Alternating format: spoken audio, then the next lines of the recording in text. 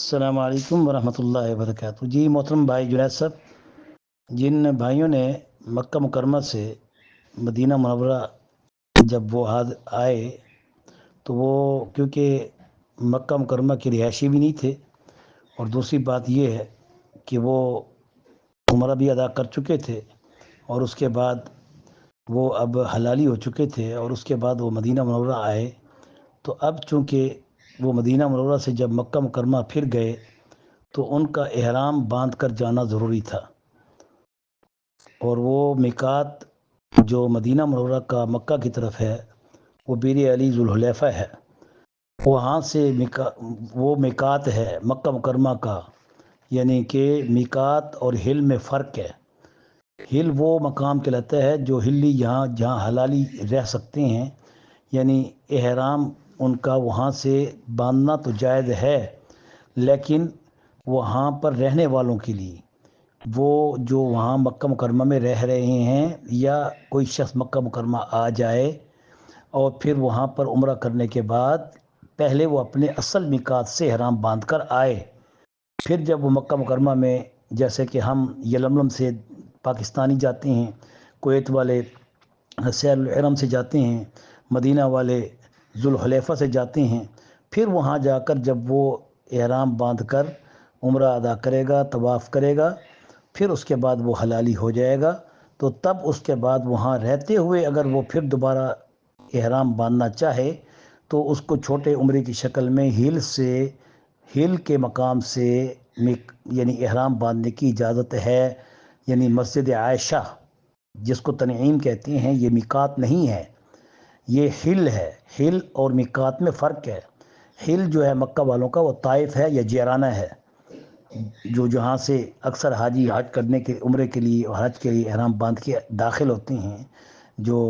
Asia کی طرف سے آتے ہیں، یا وہ کویت کی طرف سے آتے ہیں، بحرین وغیرہ اور عرب امارات سے آتے ہیں۔ تو یہاں چونکہ یہ پاکستانی، کیونکہ یہاں سے بغیر احرام کے انہوں نے میقات سے تجاوز کیا ہے، اور پھر اس کے بعد اگر وہ اس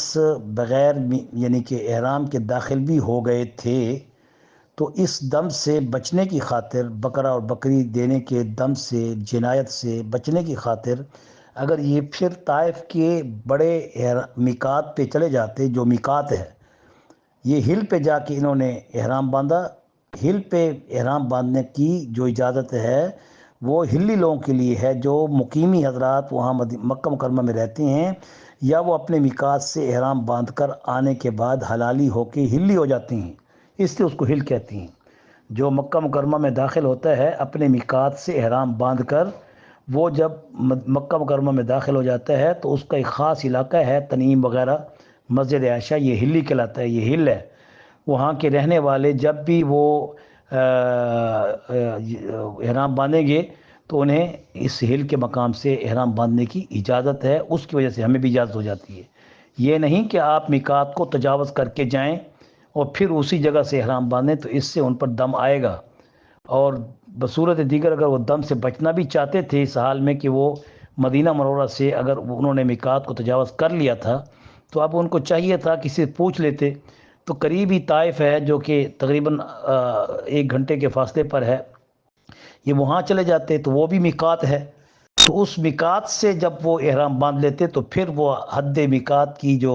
تجاوز تھی وہ ختم ہو جاتی، ان پر دم ساقط ہو جاتا، یعنی دم اور قربانی ان پر ختم ہو جاتی۔ لیکن چونکہ انہوں نے مسجد عائشہ سے احرام باندھا ہے، اب اس لیے یہ ہل کے اندر کھڑے تھے، انہوں نے احرام میقات سے نہیں باندھا، تو ان کے اوپر قربانی آئے گی۔ جتنے بندے ہیں جنہوں نے وہاں پر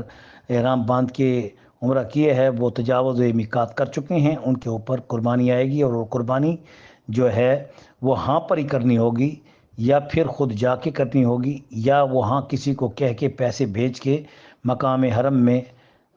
حرم کی حدود کے اندر غریب لوگوں کو وہ گوشت کھلانا ہوگا، تب جا کے ان کی یہ دم، ان کی قربانی کے ادا کرنے کے بعد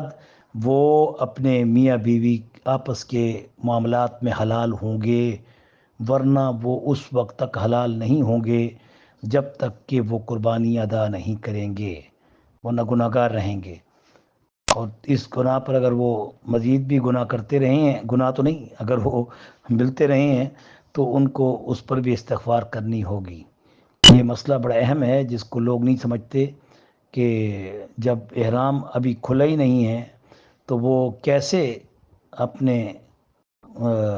حق زوجیت کو پورا کر سکتے ہیں۔ اس لیے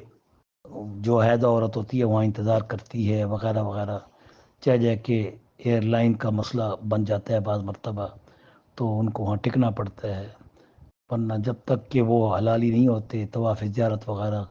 اور سر کا حلقیہ وغیرہ نہیں ہوتا، اس وقت تک وہ میاں بیوی آپس میں قریب نہیں جا سکتے۔ آپ کا بھائی مفتی ڈاکٹر امداد اللہ محمود فرید، رئیس دارالفتہ جامعہ مظاہر العلوم، آل بازار، لاہور، کینٹ۔